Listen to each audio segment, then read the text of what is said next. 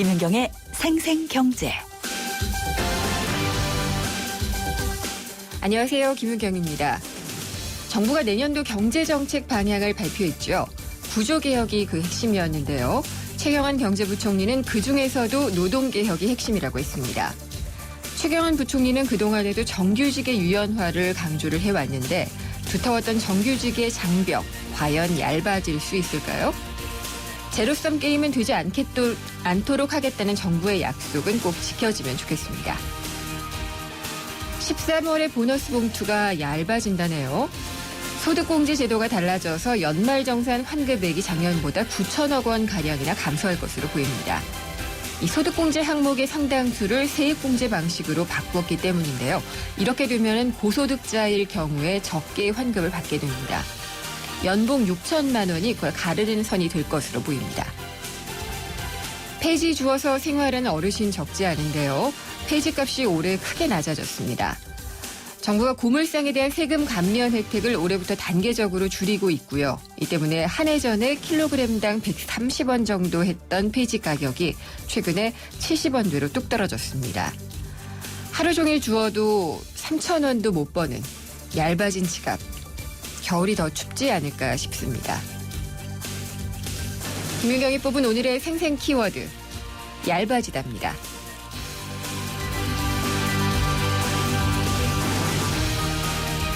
생생경제가 준비한 오늘의 경제 이슈입니다. 국제유가 참 많이 떨어졌다고 하죠. 서울의 휘발유 평균 판매 가격도 리터당 1,600원대에 진입을 했습니다. 많이 떨어지긴 했는데 좀 이상하지 않습니까?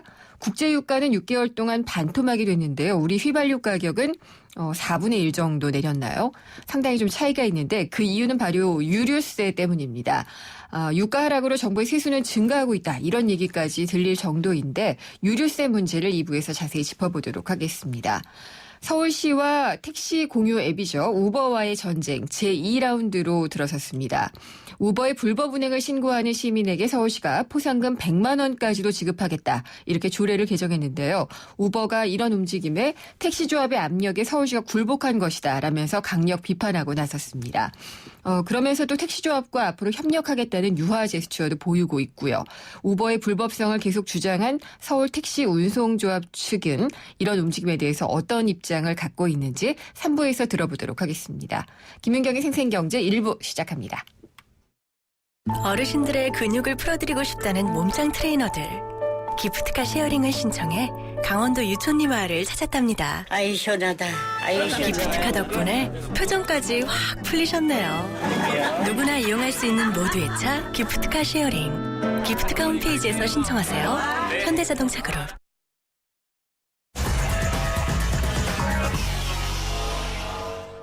네, 오늘 증시 알아보겠습니다. 유한타증권 선능력 지점의 박진희 차장입니다. 안녕하십니까? 네, 안녕하세요. 네, 오늘 시장은 어떻게 끝났나요? 네, 오늘 하루 종일 힘이 없었던 예. 그런 시장의 모습이었습니다. 장 초반부터 외국인들의 매도가 좀 이어졌고요. 기관이 방어에 나서면서 연기금의 매수세가 유입이 되었지만 일정 부분 종목별 흐름만 좀 이어졌을 뿐 지수 전체적으로는 좀 힘이 없는 하루였었는데요. 종합주가지수 같은 경우는 1939.02포인트, 마이너스 4.10포인트에 마감을 했고요. 코스닥 같은 경우는 534.65, 마이너스 2.13포인트에 마감을 하는 모습을 보였습니다. 외국인 양시장 모두 매도를 하는 모습이었고요. 네. 개인도 역시 양시장 모두 매도를 했습니다. 기관만이 양시장 모두 매수를 하면서 방어에 나서는 그런 하루였었습니다. 아니, 박 차장님이 화요일 증시를 전해주시길래 화요일은 좀 괜찮을까 했더니 힘 있는 목소리를 오래 듣기가 참 어려웠던 것 같아요. 참 목요일 날이 좀 시장이 좀 변동성이 많이 큰 날이고요. 네. 항상 중요한 이벤트들이 항상 목요일 날 많이 그렇죠. 모여있기 때문에 네, 목요일 날 상당히 좀 항상 그동안 올해 내내 좋지 못했었죠. 거의 한 번 정도였었나요? 좋았던 적이 네. 제 기억에는. 그런데 정말 가물에 콩나듯이 올랐던 예. 그런 목요일이었었는데요. 오늘 화요일 시장 같은 경우도 뭐 다들 아시겠습니다만 해외 증시는 그런 대로 올랐습니다만은 전체적으로 해외 시장도 매니저들이 전부 휴가를 떠나고 네. 성탄절 연휴 이런 부분들 때문에 거래가 상당히 많이 줄어들면서 전반적인 좀 소강 상태가 좀 많이 있었습니다. 네, 어제 같은 경우에는 배당주 얘기를 오래 했거든요. 네. 배당주들이 역시나 초미의 관심사인가요? 배당 같은 경우는 뭐 다들 아시겠습니다만 26일까지는 매수를 해야 배당을 받게 됩니다. 네. 그러다 보니까 배당 관련주들에 대한 기대감이 커질 수밖에 없는데요. 오늘도 보시면 그나마 그래도 시장이 유가가 그렇게 많이 빠짐에도 불구하고 정유주 섹터들이 일정 부분 잘 버텼던 그런 모습들도 뭐 배당과도 관련이 있겠고요.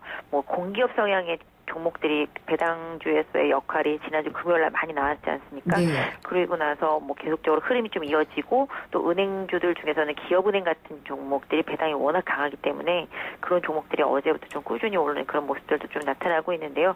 오히려 지금 시장이 뭐 배당을 받기 위해서 강하게 접근하는 그런 개인 투자자분들보다는 오히려 기관의 그런 흐름들이 좀 배당 관련주들에 좀 유입이 있으면서 시장에서 종목별로는 어느 정도 좀 흐름이 있는데 그런 부분들이 전체적으로 연기금이를 비롯해서 뭐 투신권, 뭐 금융사 다 마찬가지가 되겠습니다만은 배당과 관련한 매수세는 기관의 좀 성향인 것 같습니다. 외국인들은 그다지 그걸 지금 현재 좀 따지지는 않는 것 같은데요. 네. 전체적으로 외국인들은 뭐 항상 말씀드리지만 지수에만 좀 관심이 있는 상태 그런 모습이 계속 좀 이어지고 있습니다. 그래서 오늘 시장이 변동성을 본다라면은 거래소 시장에서는 삼성전자가 좀 약세를 많이 보였고 제일모직 같은 경우 좀 등락이 좀 많이 심해졌고 또 제일모직이 좀 약해지니까 삼성 SDS가 좀 반등하다가 다시 후장 들어서 좀 약해지는 모습들이 좀 네. 나타났는데요.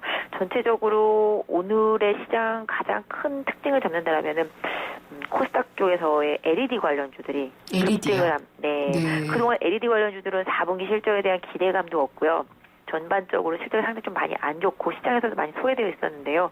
오늘 뭐 중국에서 LED 조명에 대한 보조금을 폐지한다는 얘기가 나오면서 거의 대부분의 종목들이 상한가에 들어가는 그런 네. 모습을 보였습니다. 서울 반도체, 뭐 루멘스 등 상한가를 갔고요. 하다못해 LG 이노텍도 거의 상한가 부분까지 갔었던 그런 흐름을 보이면서 시장이 확실히 한쪽으로 확 쏠릴 때는 쏠리는 그런 수급들이 좀 나타나고 있는데요. 네. 오늘 좀 가장 우려스러웠던 모습은 종목들 중에서 그동안 시장을 이끌었던 사물인터넷. 네. 뭐 아마 아실 것 같아요. 사물인터넷 관련주들이 아마 오늘 어떤 흐름을 보였었는지 장중에 개인 투자자분들은 아마 다들 아마 매매해보신 분들은 느끼셨을 것 같은데요. 제가 그 롤러코스터 같은 흐름을 전해드리자면 네. 코콤을 기준으로 하겠습니다. 코콤이 처음에 시작을 해서 거의 하한가 근처까지 갔었는데요.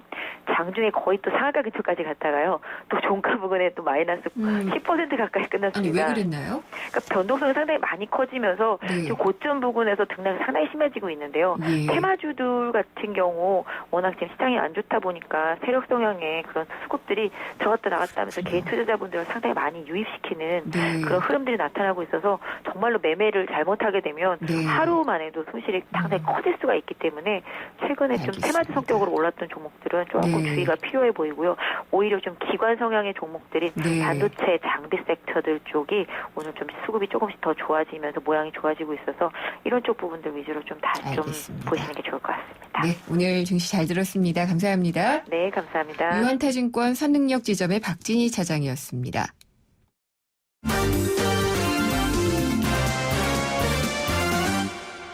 네, 오늘의 주요 경제 뉴스입니다. 한국일보 이성철 부국장 연결합니다. 안녕하십니까? 예, 안녕하세요. 부동산 3법을 여야가 처리하기로 합의를 했나요? 네네, 오늘 원내대표 또 정책위장 회동을 통해서 네. 그동안 이제 논란을 빚었던 부동산 3법을 이번 임시국회에 처리하기로 합의를 했습니다. 예. 그 중에서 내용을 보면 이제 그 중에 이제 주택법 부분이 있는데요. 이거는 이제 분양가 상한제를 민간 택지안에서 탄력적으로 적용을 하겠다는 겁니다. 그러면 이제 민간 건설사들이 사실상 분양가 상한제가 거의 배제가 된다고 봐도 무방할 것 같고, 그다음에 이 재건축 초과이익 환수제에 네. 관한 법률이 있는데요. 이거를 2017년까지 3년간 추가적으로 유예를 하겠다. 원래 올해 말까지 아니고요. 유예인데, 예. 추가로 유예하니까 이렇게 되면 재건축 초과이익 환수를 안 해도 되는 거기 때문에 네.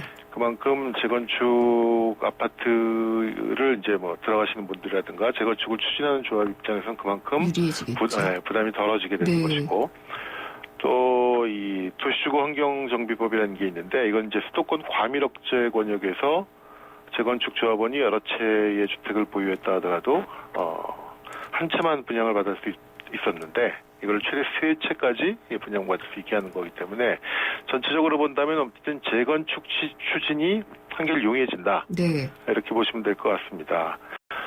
그동안 사실 이 최경환 부총리는 그동안 여러 가지 이제 부동산 관련 조치들을 이제 LTV DTI 완화라든가 여러 가지 조치를 취했었는데 이제 이 법을 해야지 어떻게 보면은 그 마침표를 찍는다 이런 식으로 계속적으로 강조를 해왔죠. 그랬었죠.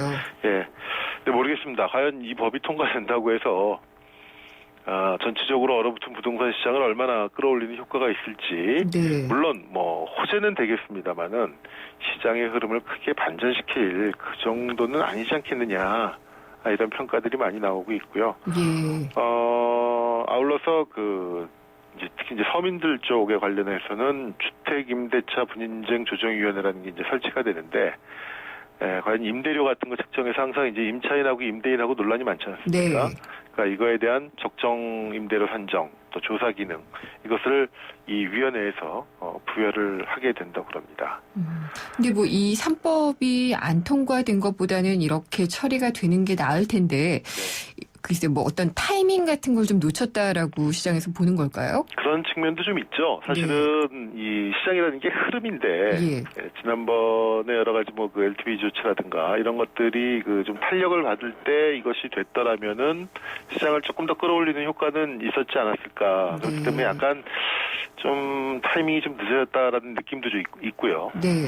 반면에 또 이것이 가지고 올 수 있는 여러 가지 우려할 수 있는 부분도 분명히 또 있지 않습니까? 그렇죠. 여러 채를 보유하게 한다라든가 지금은 집값이 워낙 지지부진하다 보니까 분양가 상한제라는 게 의미가 없긴 하지만 또 만약에 상승세로 반전될 경우에는 이게 분양가를 또 끌어올리는 효과를 가져올 수도 있고 근데 어쨌든 여야 간 논란 끝에 통과는 됐는데 다시 말씀드리지만 안 되는 것보단 분명히 낫겠지만요. 네. 여기에 너무 큰 기대를 할 수 있는 그런 것은 아니지 않겠느냐 그런 생각이 듭니다.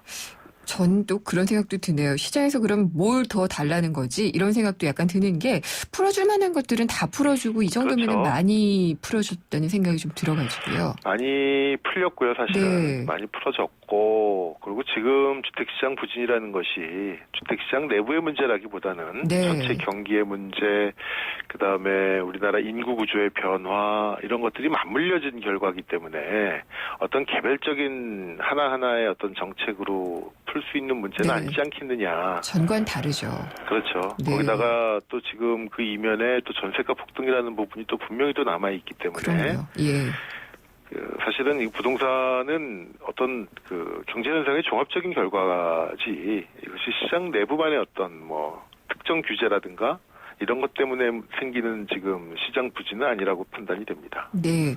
어제 경제정책 방향이 발표가 됐잖아요. 네. 핵심어는 뭐니 해도 구조개혁이었는데 네. 아니 연금개혁이 없던 일이 됐다. 이건 무슨 얘기죠? 좀 해프닝이 돼버렸는데요. 네. 어제 다들 언론 보도를 통해서 보셨겠습니다만 어제 발표된 여러 가지 종류의 내년도 경제정책 방향 가운데 가장 눈길을 끄는 거는 군인연금, 사학연금 개혁을 내년부터 추진하겠다는 거였습니다. 공무원연금 개혁은 지금 하고 있고 또 하나의 이제 이 특수직역연금이라고 할 수 있는 군인 사학연금을 이제 손대겠다라고 했는데 오늘 정부가 검토하고 있지 않다. 하루 만에 그걸 번복을 해버렸습니다. 무슨 얘기인가요? 구체적으로 좀 해주세요. 그러니까 어제 발표된 내용을 보면은요. 네. 군인연금은 10월, 사학연금은 6월까지 개혁안을 내놓겠다. 이렇게 분명히 어제 얘기가 됐었거든요. 네. 근데 오늘 기획재정부에서 이 부분에 대한 얘기를 취소했습니다. 이게 협의가 아직 결정된 사안이 아니다. 실무선에서 얘기됐던 것이지 이게 최종적으로 이렇게 결정된 건 아니었는데 쉽게 말하면 잘못 설명이 됐다 이런 얘기였습니다. 근데 이게 그렇게 된 이유를 보니까 정부에서 분명히 논의됐었고요. 근데 당 쪽에서 굉장히 강하게 반발을 한 걸로 지금 알려지고 있습니다. 지금 정부 여당이 공무원연금 개혁에 지금 거의 총력전을 펴고 있지 않습니까? 네. 특히 이제 박근혜 대통령 같은 경우는 이거를 빨리 처리해달라고 당에다 거듭 요청을 하고 있지만 당에서는 이게 수십만 공무원들의 현실적인 반발 문제, 여러 가지 또 보상 문제 때문에 사실 이 부분이 지금 굉장히 좀 지지부진한 상태거든요. 원래는 청와대 주무는 금년 말까지 연내 정기국회 통과까지 얘기를 했습니다만 지금 그거는 이미 물 건너갔고 4월 정도에나 가능하지 않겠느냐. 이런 지금 그러니까 공무원 연금 개혁도 사실 지금 굉장히 복차고 네. 버거운 상태인데 여기에 군인 연금, 교원 연금까지 사학 연금까지 하자고 하니까 이제 당에서 펄펄 뛴 거죠. 그래서 이거는 예. 당과 협의되지도 않는 사안이고 네. 정부가 일방적으로 이렇게 하니까 실질적으로 이 법을 바꾸고 해야 될 거는 이제 국회의 몫인데 네. 당에서 이제 거세게 반발을 하고 그러다 보니까 정부가 이 부분을 뺐는데 그렇다고 이제 뭐 안 하겠다는 얘기는 아니고요. 정부는 공무원 연금 개혁이 이제 마무리되면은 그 다음에 하겠다라고 지금 얘기를 하고 있기 때문에 그리고 아니, 그걸 같은 맥락에서 그렇게 되면 전제로라면 절대 안 될 것 같은데요. 예. 그리고 박근혜 정부 경제혁신 3개년 계획에도 분명히 이 얘기가 들어가 있습니다. 그래서 네. 때문에 안 하겠다는 얘기는 아니던데 글쎄요. 공무원연금 개혁이 과연 4월까지 될 수 있을지 여부도 모르겠고 공무원연금 끝나자마자 군인연금 또 이 사학연금, 네. 사학연금은 또 뭐 수십만 교원들, 몇만 교원들의 문제고 군인연금은 또 직업 군인 모두가 해당되는 문제이기 때문에 이거 역시도 결코 만만한 문제가 아니거든요. 이건 정말 큰 해프닝인데요. 네, 그래서 네. 뭐 안 하겠다는 것이 아니라 공무원연금 계획이 끝나면 하겠다라는 네. 뜻이라는 건데 어쨌든 어제는 분명히 날짜까지 네. 날짜가 아니라 월까지 몇 월에 명시가 하겠다라고 됐고, 명시했다가 하루 만에 어쨌든 좀 정부 모양새 아주 뭐 속된 말로 스타일이 구기는 그렇네요. 그런 결과가 빚어졌습니다. 이래가지고 뭐 다른 개혁을 하겠어요? 뭐 이런 말은 좀 심하긴 합니다만 그렇습니다. 네. 예, 오늘 말씀 잘 들었습니다. 감사합니다. 네, 감사합니다. 한국일보 이성철 부국장이었습니다. 자원도 기술도 자본도 없었지만 도전 앞에 불가능은 없었습니다. 자원은 유한하지만 창의는 무한하기에 포스코의 끝없는 도전주의는 결코 멈추지 않습니다. 위대함을 향해 갑니다. 포스코. 거기 자네 꼴을 보니 어젯밤도 달렸구만. 지금부터 받아 적게. 이태백의 숙취비책. 헛개는 기본, 특허받은 복합 원료로 숙취 해소에 강하게 이태백의 숙취비책. 특허까지 받았으니 이태백이 강추하네. 생생경제 일부 함께 하셨습니다. 국제유가 뚝뚝 떨어지고 있잖아요. 그런데 국내 휘발유 가격 떨어지기는 떨어집니다. 그런데 찔끔찔끔 내리는 것 같아요. 이 이유는 유류세 때문이다라는 지적이 많이 있습니다. 그러니까 유가가 하락을 해도 유류세는 꼬박꼬박 거치고 있기 때문에 정부의 세수는 늘어나고 있다. 이런 얘기까지 나올 정도인데요. 생생경제 2부에서는 유류세를 자세히 짚어보도록 하겠습니다. 광고 듣고 돌아오겠습니다. 나의 단어 나의 문장 나의 느낌 나의 리듬 음악 YTN 라디오와 세종문화회관이 공동 주최하는 뮤지컬 제약 콘서트 프로미스 2015 삼찬성 매진 기록의 모차르트 뮤지컬 어워즈 최다 수상의 엘리자벳을 비롯해 2014년을 빛낸 최고의 뮤지컬들이 올해의 마지막 날 한자리에 모입니다. 임태경, 민영기, 옥지연 등 최고의 뮤지컬 스타와 관객이 함께하는 프로미스 2015 예매는 인터파크에서 확인하세요.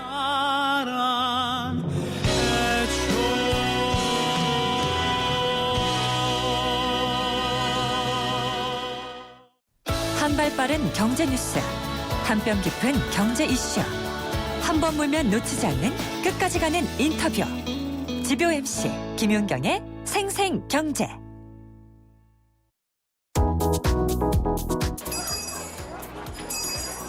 소외되고 어려운 이웃을 도웁시다. 사장하세요. 우리 어려운 이웃을 향한 작은 정성을 모금하고 있습니다. 감사합니다. 게릴라 경제 현장, 구세군 자선 냄비가 있는 현장에 나왔습니다. 자선 냄비 관계자분하고 잠시 얘기 나누겠습니다. 안녕하세요. 네, 안녕하세요. 네, 추운데 고생 많으십니다. 몇 시부터 여기 계셨나요? 저희는 오후 12시부터 8시까지 하고 있습니다. 그리고 20일부터는 오후 12시부터 저녁 10시까지 하고 있고요. 그리고 24일 날은 오후 12시부터 자정 12시까지 할 예정입니다. 하루에 몇 분 정도 도움의 손길을 주고 계시나요? 이곳은 주중에는 대략 80에서 한 100명 정도의 시민들이 도움의 손길을 주고 계시고요. 그리고 주말에는 더 많은 시민들께서 도움의 손길을 나눠주고 있습니다. 자선 냄비가 좀 예전보다 덜 보이는 것 같기도 하고요. 뭐 사람들의 손길도 예전만 못한 것 같은 느낌도 좀 드는데 실제로 현장에서 보니까 좀 어떠신지. 제가 있는 지금 삼성에는요, 작년보다 더 많은 시민들께서 모금 활동에 참여를 해주시고 계시기 때문에 더 많은 사랑을 느끼고 있습니다. 네, 모아진 성금은 어떤 곳에 좀 쓰이게 되는지 설명 좀 해주세요. 저희들이 이렇게 모아진 성금은 아동이나 청소년들을 위해서, 그리고 또 노인이나 장애인들, 또 다문화 그런 가정들을 위해서, 그리고 또 사회적 소수자나 또 해외나 또 그리고 이제 북한에까지도 저희가 이렇게 도움의 손길을 주고 있습니다. 지금까지 많은 시민들께서 구세군 자선냄비에 따뜻한 사랑을 나눠주셨는데요. 앞으로 남은 기간 동안에도 정말 더 많은 사랑과 관심 부탁드리겠습니다. 그러면 자선 냄비에 기부를 하신 기부자분하고 잠깐 얘기 나누겠습니다. 안녕하세요. 안녕하세요. 좋은 일 하셨는데 처음 참여하신 건가요? 네, 처음 참여했어요. 매년 하죠, 매년. 지나가다가 뭐 도와줄 사람 있으면 호주머니 있는 거 다 주는 거예요. 이 돈이 좀 어떤 분들에게 좀 쓰이면 좋을까요? 홀로 사시는 노인분들께 많은 도움이 됐으면 좋겠어요. 혼자 겨울에 연탄되고 춥게 사시는 분들 있으시다 그랬는데 그런 분들한테 갔으면 좋겠어요. 네, 말씀 감사합니다. 지금까지 게릴라 경제원장 이혜리 리포터였습니다.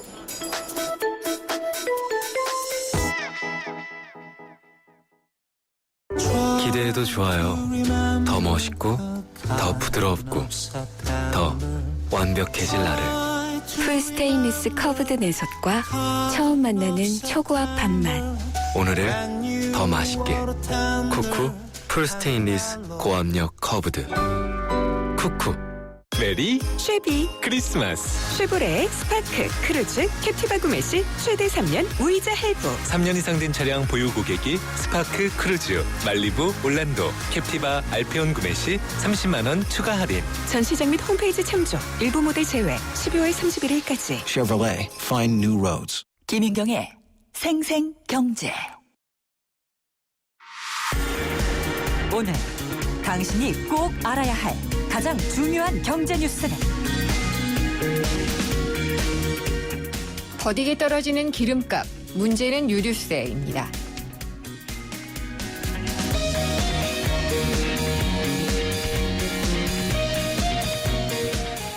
유가가 급락했다, 폭락했다, 뭐 이런 얘기가 나오지만은요, 다 국제 유가 얘기입니다.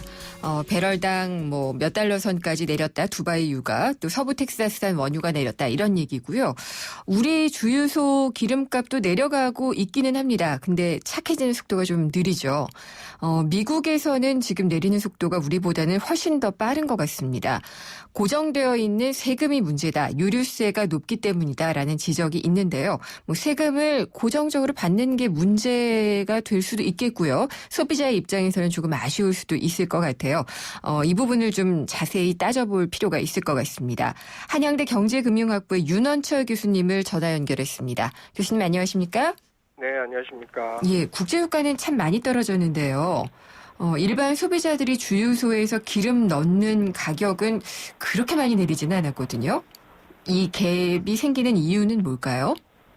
예, 잘 아시는 대로 휘발유하고 경유에 부과되는 세금이 지금 주유소 가격이 대략 한 절반 수준입니다. 네. 그러니까 이러다 보니까 이제 국제유가가 지난 10월 달만 하더라도 100불에서 지금 60불로 한 40%가량 내렸지 않습니까? 네. 하지만 이제 휘발유하고 경유 주유소 가격은 한 20% 미만으로 지금 내리는데 그치고 있는 상황이죠. 그러면은 세금, 이게 유류세로 다 통칭을 해야지 될까? 이게 전체의 몇 %? 아까 지금 절반 정도라고 얘기를 하셨는데 그 정도가 되는 건가요? 예, 휘발유 경우는 지금 대략 한 54% 정도 되고요. 네. 55%에서 54% 되고 경유는 한 46% 정도 됩니다. 46% 정도. 둘 다 뭐 한 절반가량 되네요. 네, 예. 이 세금 항목이 여러 가지던데요. 교통세, 부가가치세, 교육세 뭐 이런 것들이 다 유류세에 포함이 되더라고요. 예. 구체적으로 어떻게 나뉘는지 설명을 좀 부탁드릴게요. 예, 먼저 이제 우리가 원유 도입 단계에서 관세하고 수입 부과금이라는 게 붙고요. 네. 그다음에 이제 흔히 유류세라고 불리는 교통, 에너지, 환경세, 그리고 교육세, 예. 주유세 등이 이제 정사 출고 단계에서 부과가 됩니다. 예. 그리고 나서 이제 최종 이제 주유소 판매 단계에서 부가가치세가 부과가 돼서 대략 한 6가지 종류의 세금 혹은 부과금이 부과되고 있는 상황입니다. 다른 명칭들은 좀 이해가 가는데 혹시 교육세는 이거 왜 붙는 건가요? 그것도 이제 교육 관련 재정 관련해서 예. 유류 쪽에서 세금을 걷어서 재정에 이제 투입한다는 목적으로 하고 있는 걸로 알고 있습니다. 아, 그러니까 진짜 교육 재정에 쓰이는 건가요? 그건 제가 할 수 없는. 네, 그렇군요. 근데 이제 우리나라 유류세 부담 절반 정도가 되는데요. 미국이나 일본 등에 비해서는 좀 비중이 높은 편이다라는 얘기가 있던데요. 근데 이제 유류세의 비중은 이게 흔히 주유소 가격에서 차지하는 비중만 따지면 OECD 국가들에 비해서 우리나라 유류세 비중이 결코 높진 않습니다. 아, 그래요? OECD 국가들과 평균보다 조금 낮은 것은 사실이고요. 네. 근데 이제 우리가 생각해봐야 될 게 세금의 절대 수준, 그러니까 단순히 환율로 계산해서 우리가 세금을 내고 있는 수준이라든지 아니면 OECD 국가들과 우리나라 소득 수준을 이제 고려해서 유류세 크기를 보면 우리나라 상당히 평균보다 높은 수준이거든요. 그래서 실질적으로는 많이 부담한다 이렇게 말씀드릴 수 있습니다. 실질적으로 많이 부담한다는 것은 소비자들이 많이 부담한다? 라는 그렇죠. 말씀이신 거죠? 소비자들이 실질적으로 세금을 많이 낸다, 금액상으로 많이 낸다 이렇게 말씀드릴 수 있는 거죠. 네. 근데 이제 여러 가지 측면에서 볼 수가 있는데 정부 입장에서야 세금 받아서 살림하는 건데 세금을 당연히 많이 받고 싶을 것이고 일반 우리 같은 서민들은 좀 적게 세금을 냈으면 그래서 이제 기름값이 떨어지는 것에 혜택을 좀 봤으면 하는 그런 입장이니까 서로 입장이 좀 다르잖아요. 네. 근데 이 세금을 국제유가가 내렸으니까 세금 비중을 줄여가지고서라도 기름값 내려달라 이렇게 주장할 수는 없잖아요. 그렇죠? 그렇죠. 뭐 세금 그 인하 부분을 그 유가와 연동해서 직접적으로 말씀드리는 곤란하지만 네. 특히 이제 최근같이 오히려 유가가 안정되고 오히려 내려버렸으니까 그 내렸다는 기준이 좀 뭐 설정하기 나름이겠습니다만 이런 부분에서 유류세 인하 요구하는 거는 현실적으로 정부 입장에서 수용하기 힘든 부분인 것 같고요. 네. 다만 이제 지금은 유가 좀 안정적이지만 또 언제 또 급등할 수도 있고 또 실제 유류가 국제 유가가 올라갔을 때 네. 이런 부분에 대해서 이제 서민 경제의 어떤 완화 부분이라든지 부담을 완화하는 부분이라든지 다른 국민 경제 효과를 생각해서 좀 유류세를 조정하는 그런 대안이 좀 필요하다고 생각합니다. 예전에 한참 금융위기 직후였나요? 그때 그 기름값이 국제유가가 상당히 많이 올랐었잖아요. 네, 예. 그때는 그러면 유류세 비중이 늘어났었나요? 유류세 비중은 잘 아시는 대로 아까 6가지 항목 중에서 4가지 항목은 정액입니다. 그러니까 리터당 얼마나 고정되어 있는데 단 이제 부가세하고 관세 부분이 그 유가에 따라서 조금씩 움직이는 부분이 있거든요. 네. 그래서 크게는 변하지 않습니다. 근데 절대 금액은 크게 변하지 않는 부분이 있는데 2008년도에 한 번 정도 10% 정도 이 탄력세를 조정해서 유류세를 인하한 적은 있습니다. 네. 그런 그 전후로 보면은 유류세는 그래도 항상 이렇게 고정인 것 같아요. 그렇죠. 근데 전혀 변하지는 않는 거 아니고 저희 부가가치세라든지 네. 관세 부분에서는 이제 유가에 따라서 그다음에 전체 금액에 따라서 약간 변동하는 부분이 생기죠. 근데 이제 알뜰주유소 같은 경우에는 특히나 소비자들에게 더 지금 좀 뭐라고 해야 될까요? 부정적으로 보여지는 게 낮출 수 있는 여지가 더 적기 때문에 유류세가 고정이 되어 있는 걸 상당히 좀 부담스러워하는 것 같더라고요. 알뜰 주유소나 뭐 일반 브랜드 주유소나 그 부분에서는 큰 차별은 없는 것 같고요. 대신에 이제 그 소비자들 입장에서는 우리가 알뜰 주유소를 했을 때 일반 브랜드 주유소보다는 상당 부분 이제 기름값이 좀 쌌으면 좋겠다고 생각하는데 사실 아까 말씀드린 대로 전체 뭐 요즘 같으면 휘발유 1,400원, 1,500원 할 때 그 이미 900원이 지금 세금으로 책정이 돼 있다 보니까 내릴 수 있는 여력이 제한되는 거죠. 네. 그러다 보니까 이제 소비자들이 기대하는 것보다는 내릴 수 있는 부분이 적다 보니까 소비자 불평은 있는 것 같습니다. 예. 그럼 우리나라 유류세의 비중이 뭐 한 절반 정도 된다. 지금 그 말씀을 계속 확인을 했는데 교수님은 그럼 현행 유류세에 부과되는 이 제도를 그냥 유지를 하는 게 맞다고 보시는지 아니면은 뭐 인하든 뭐 인상이든 어떤 식으로든 조정을 하는 게 맞다고 보시는지요? 유류세 그 세율 조정하는 부분은 사실은 단순히 그냥 결정할 부분은 아닌 거라고는 생각합니다. 그런데 아까 말씀드린 대로 서민 경제의 어떤 부담을 완화하는 부분이라든지 아니면 다른 이제 제조업에 미치는 영향 또 전반적인 국민 경제에 미치는 영향을 고려했을 때 유가 상승기가 하락기에 좀 탄력적으로 세율을 조정할 필요는 있는 것 같아요. 네. 지금 현행 제도하에서도 우리 지금 법률적으로 그 아까 지금 말씀드린 그 교통 에너지 환경세라는 그 세금 항목에는 기본 세율이 있고요. 그다음에 플러스 상하 30% 이내에서 탄력적으로 세율을 조정할 수 있도록 되어 있습니다. 네. 그 이야기는 이제 국제 유가의 있던 상황에 따라서 얼마든지 조정 가능한 거거든요.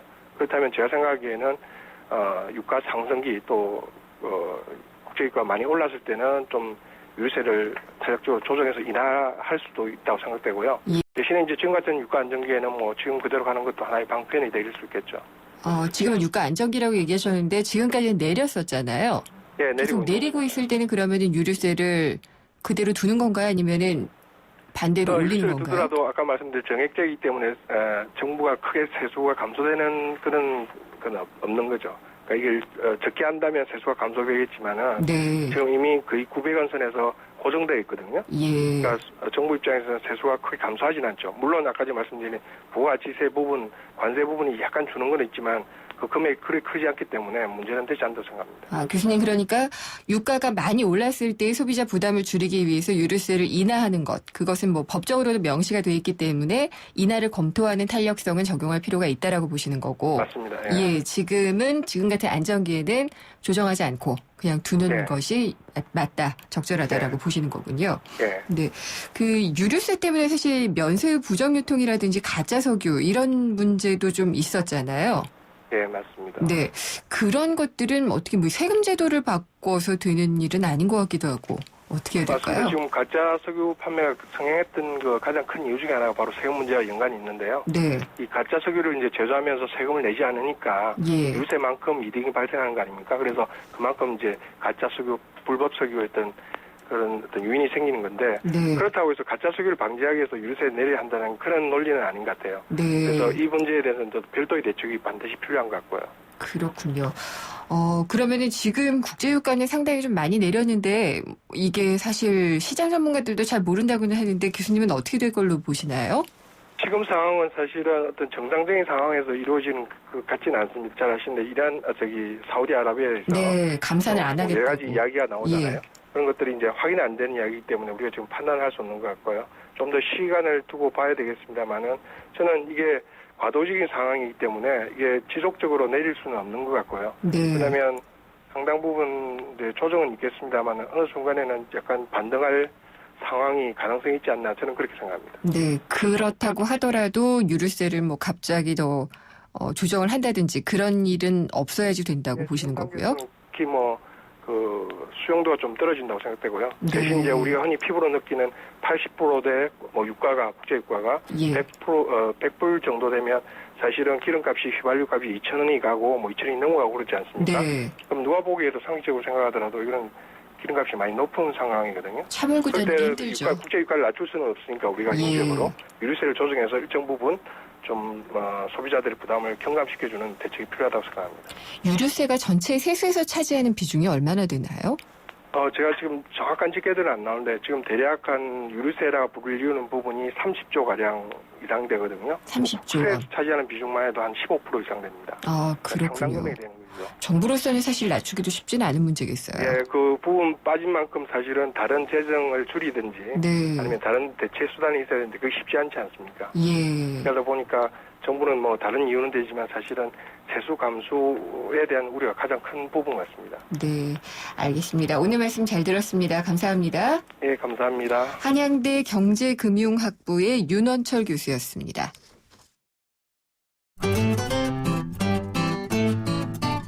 생생경제를 다양하게 만나는 방법.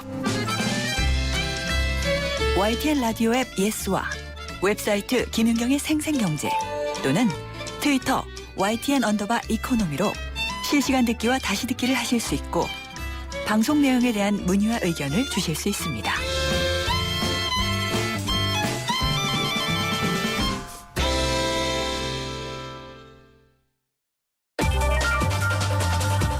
IT 경제 뉴스.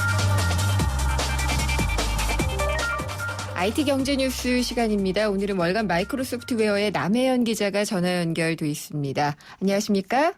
예, 안녕하세요. 남 기자님 오랜만이네요. 네, 그렇게 느껴지네요. 네, 연말 바쁘죠? 다들 바쁘시잖아요. 네, 내년 또 전망하고 그런 기사들 쓰셔야지 될 텐데 내년 맞습니다. IT 시장 어떤 것들이 유망하고 키워드는 어떤 것들이 좀 얘기가 되나요?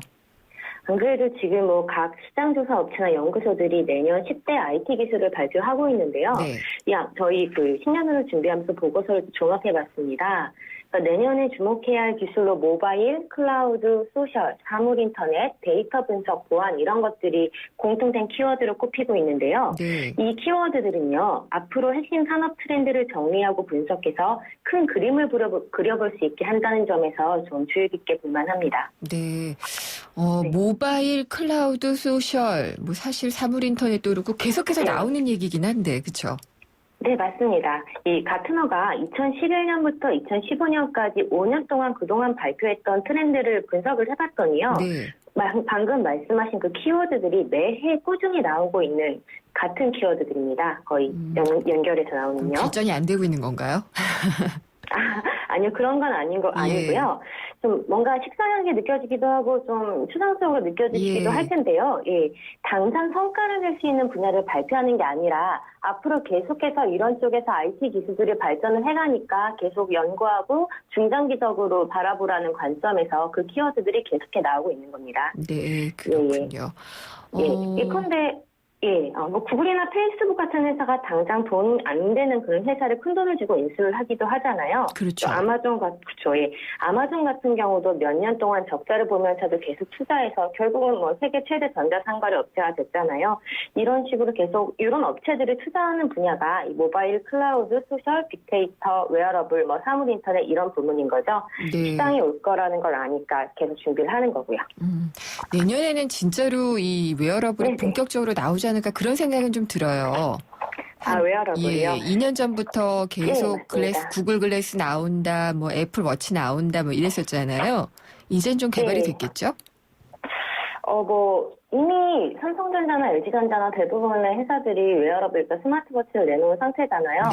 그리고 애플도 애플워치를 내년 1분기경에 그러니까 출시를 할 예정인 거고요. 아마 1분기 말쯤 되지 않을까 싶은데, 참 제가 지난 방송에서 실수를 한 게 하나 있는데요. 어떤 거였죠? 너무 오래돼서 잊어버렸는데. 애플워치 발표할 당시 제가 그때 잠깐 출연한 적이 있었는데, 세상경제에 그 용도의 역할을 홈버튼이랑 별도로 설명했는데요. 죄송합니다. 용도가 홈버튼의 역할을 하는 게 맞고요. 제가 다음번에 나오면 꼭 이거를 정정해야지 하고 생각하고 있었거든요. 굉장히 집요하시군요. 좋은 자세입니다. 아니, 그러니까 용도라는 게 그 시계 바늘 돌리는 것 같은 그런 걸 워치를 얘기하는 거잖아요. 그 시계에서 초침이랑 시침 맞추는 그 부분, 디지털 크라운이라고 하는. 그게 홈버튼 역할을 하게 된다. 홈버튼 역할도 하고요. 화면을 키웠다 줄였다 하는 그런 역할도 하고요. 굉장히 오래전 방송을 전정해 주셨군요. 죄송합니다. 좋은 것 같습니다. 마음에 남아있어서. 근데 지금 얘기를 하고 있는 게 항상 저는 좀 그런 생각이 들어요. 구글 얘기하고 애플 얘기하다가 보면은 약간 허무해지는 거예요. 물론 삼성전자 얘기도 하고 그렇습니다만은 별로 우리 기업들 얘기가 없어서요. 맞습니다. 우리 기업들에 대한 얘기가 없는 거는 아까 그런 키워드의 대표적인 사례로 한국 기업들에 대한 얘기가 많이 나오지 않는다라는 말씀이신 거잖아요. 성공 사례로. 이런 발표가 날 때 그 기업들이 사례로 나오는 이유는 오랫동안 연구하고 중단기적으로 준비해서 결과적으로 성과를 냈기 때문인데요. 한국 같은 경우에는 이런 트렌드를 보고 전망을 한다기보다 당장 성과를 내려고 하는 분위기가 강하기 때문에요. 그러니까 당장 올해 성과를 내야겠다. 바로 적용을 하고 또 정부 지원이 또 오고요. 또 이 지원금이 몰리다 보니까 공급자가 또 많이 몰리게 되고 경쟁이 치열해지고, 하지만 아직 시장은 성숙하지 않은 상태라 소비자는 없는 상태고요. 이러다 보니까 성과를 못 내면 기업들이 철수를 하게 되겠죠. 좀 빠르게요. 그러다 보니까 성공 사례를 만들어내기가 좀 어려운 게 아닌가. 이런 중단기적 과제를 꾸준히 연구하고 투자할 수 있는 환경이 만들어지지 않았다라는 그런 지적들이 있는 거죠. 그러니까 구글이나 애플이 그땐 이걸 왜 샀지? 이런 그 업체들도 보면은 그 기술이 지금의 주류가 되어 있고 그런 경우가 많잖아요. 맞습니다. 그렇게 중장기적으로 투자하고 내다봐야 되는데. 그게 참 아쉬운 그렇죠. 것 같네요. 예. 우리는 뭐 정답은 정해져 있는데 중장기적으로 미래의 그 먹거리를 내다보고 잘 투자해야 된다 이거기는 하잖아요. 그렇죠. 예, 맞습니다. 되게 쉽지는 않게 이게 우리가 그런 산업 생태계가 좀 만들어지지 않았다라는 얘기를 많이 하는데요. 네. 지난번에 제가 실리콘밸리 갔다 와서 방송을 했을 때 그렇죠. 스타트업 투자에 대해서도 비슷한 얘기를 했었는데 같은 맥락인 건 거죠. 네. 그러니까 기술로 착착해서 개발하고 잘 살아날 수 있는 그런 스타트업이 육성되지 못하고 그런 걸 사들이는 기업 문화도 아닌 거고요. 네, 그런 게 다 같이 좀 맥락이 연결이 되어 있는 걸로 보입니다. 네. 그리고 아까 모바일 소셜, 뭐 사물 인터넷 이런 얘기 했잖아요. 네네. 그 중에서도 사실 사물 인터넷, 사물들끼리 통신을 한다는 거잖아요. 예, 맞습니다. 이게 진짜 현실화가 되면 어떨까 참 궁금하기도 한데 이 부분 지금 기술이 어느 정도까지 발전이 돼 있고 내년은 어떻게 될지 좀 알려주세요. 사물 인터넷 같은 경우에는 지금도 아마 가전제품 사러 가시면 그 와이파이로 제어하는 전기밥솥이라거나 홈 보일러도 스마트폰으로 와이파이 연결해서 제어를 하고 하잖아요. 그렇게 이제 원격 조정을 하는 그런 기술 단계까지는 와 있는 거고요. 지금 뭐 딥러닝, 머신러닝 이런 단어를 혹시 좀 들어보셨을 수도 있을 텐데 요새는 그런 그러니까 기계들이 스스로 학습해서 패턴을 분석하고 좀 더 똑똑하게 그 사물들과 그 소통을 제어할 수 있는 그런 수준까지 좀 계속해서 연구를 개발을 하고 있는 상태고요.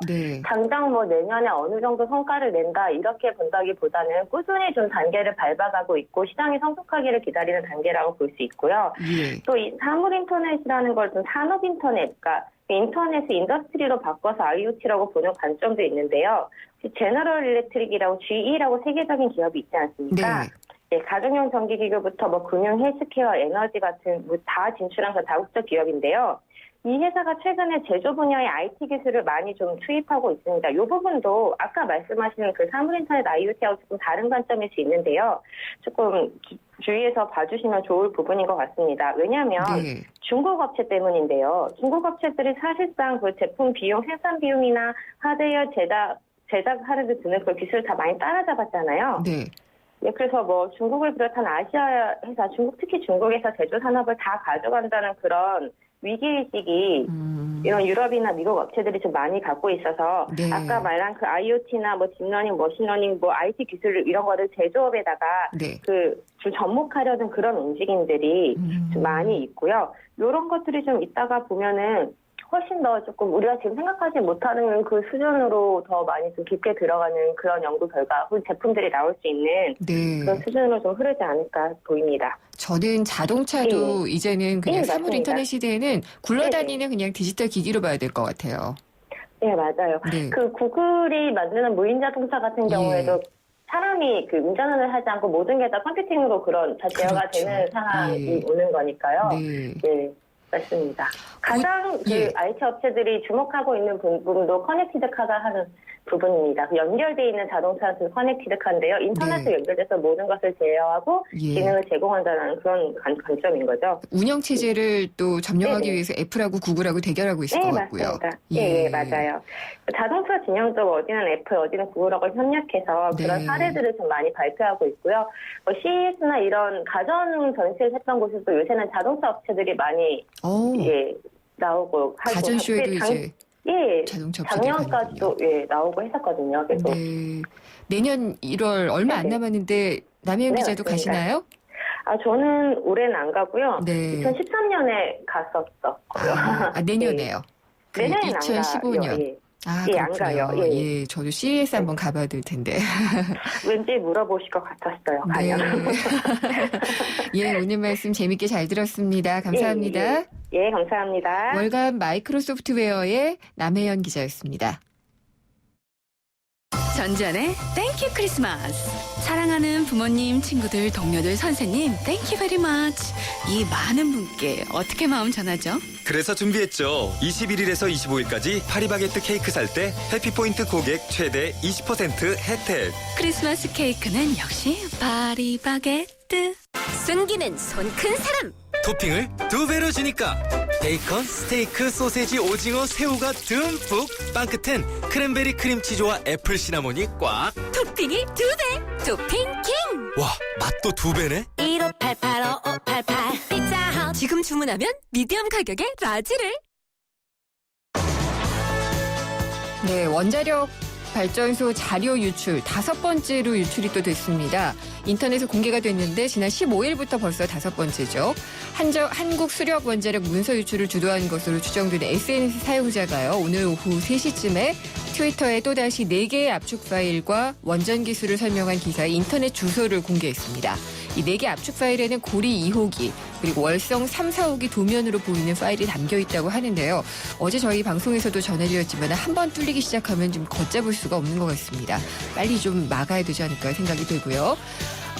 서울시와 우버와의 전쟁 계속되고 있는데요. 이 내용은 내신 뉴스 듣고 생생경제 3부에서 전해드리도록 하겠습니다.